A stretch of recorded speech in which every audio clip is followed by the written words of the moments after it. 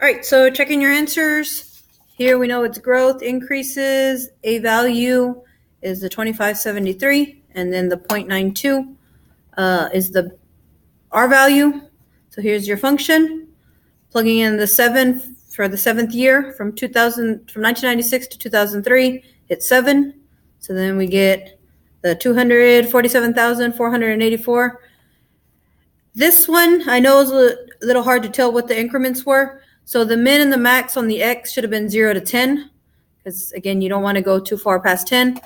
And this one on the Y-axis, it goes all the way to 200,000 by, it looks like 50,000. If it doesn't give you the graph, then the way that you figure it out is you want it to be at least this big, but a little bit more to see the growth, how far it grows. So just fix your window there and then find your intersection. For this one, the intersection ends up being, so if you do second trace number 5, enter, the exact value for the intersection here is time equals 5.95 years. But then we can round that in the end to 6. But again, being exact first and then rounding is important. We will eventually learn how to solve these, but those take logarithms. All right, so now moving to the bottom part.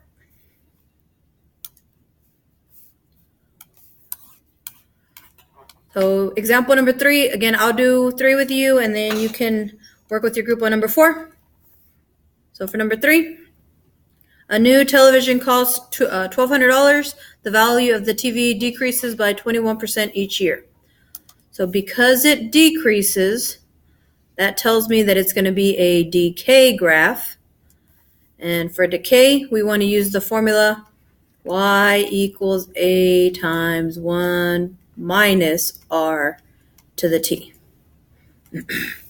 So the a value is the initial amount that you paid for. So a new TV is the 1,200. And the R value is your rate of decrease.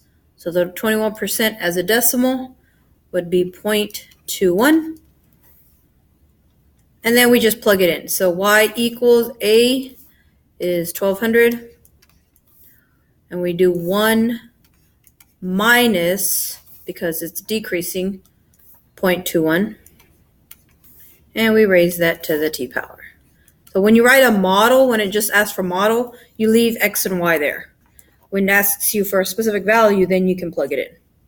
So we get 1,200 times subtracting, not adding. 1 minus 0.21 is 0.79 to the t. All right, and then estimate the value after 2 years. So here 2 is giving us time. So we want to plug in 2 into the function that we made.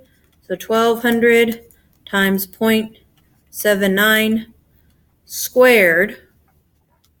And then we grab our calculator and we go ahead and square this. So clear that. 1,200, I don't need the parentheses there. 1,200 times 0.79 to the second power is, and this is in dollars because it's the value, so $748.92. So again, find the exact. After you find the exact, then you can go back and round it to maybe 750, but make sure you can find the exact first. All right, estimate when the value will be $300. So again, the 300 here is giving me the y value. So this is where I use the graph and plug my function into y1. Make sure you do the one with the x. So 1,200 times 0.79 to the x power. Then we're going to use our window to get the rest. Let me clear this stuff. So 1,200 times 0.79 to the x power. And then in y2, we put the 300 that it wants. Now, if you go to your window It's still 0 to 10. We don't go very far past 10. We'll get to that in a second. But the y values this time, so go to your y min, still at 0, but the max would be 1400, and this one's counting by 200s. So when you graph it, you should see a pretty good graph in this window.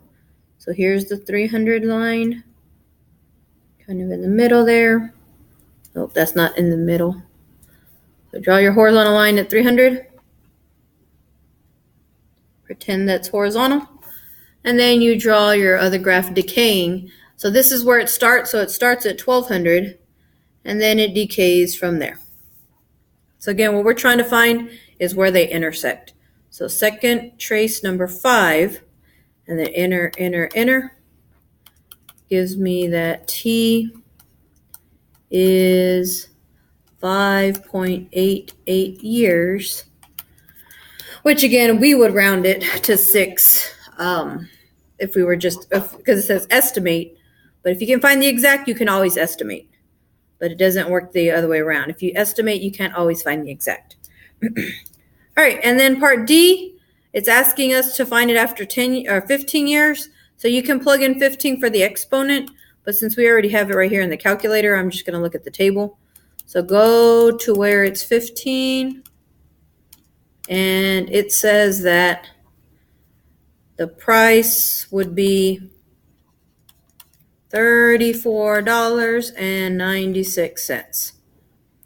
Then it asks, is it reasonable? So the reasonableness is asking about the situation.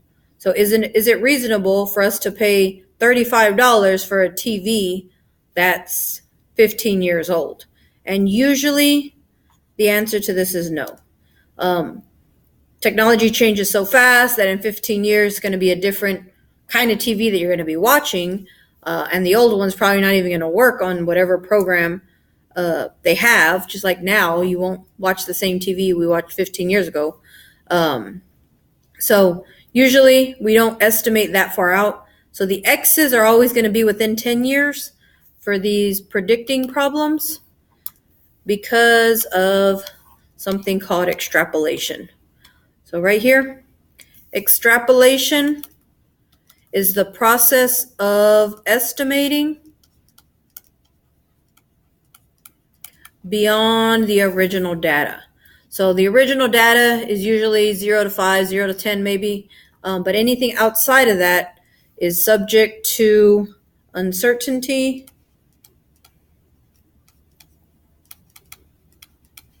and a risk of higher of meaningless results. So I could ask you what's the price in 100 years, and the function will tell you the answer, but that really is not going to mean anything because it won't exist or we won't exist. So we don't estimate these things outside of a certain range. Usually that range is 10.